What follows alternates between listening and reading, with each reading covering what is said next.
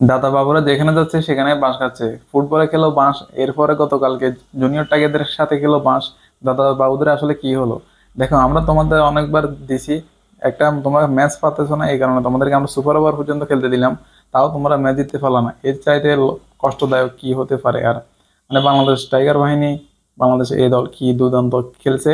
এরপরে ইন্ডিয়াকে প্যাকেট করে বাড়িতে পাঠিয়ে বাংলাদেশ তো ফাইনাল খেলবে, এটা সবাই জানে। বিষয় হলো যে ইন্ডিয়াকে দুইবার সুযোগ দেওয়া হয়েছে, মানে প্রথমবার তো সুযোগ দেয় নাই, সুপার ওভারে খেলতে দিয়েছে তাদেরকে।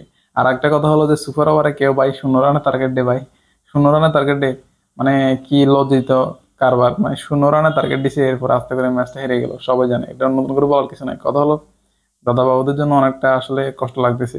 দাদাদের কি হলো? গত এশিয়া কাপে ইন্ডিয়াকে এই বাংলাদেশ এই দল হারিয়ে চ্যাম্পিয়ন হয়েছিল দুবাইয়ের মাঠে।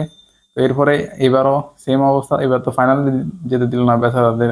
আফসোস, এটা বড়ই আফসোস রয়ে যাবে ইন্ডিয়ার। আফসোস তো তারা কালকে থেকে করে দিয়েছে। তো এখন নতুন করে আর বলার কিছু নাই, দাদা বাবুদের জন্য আসলে কষ্ট হচ্ছে।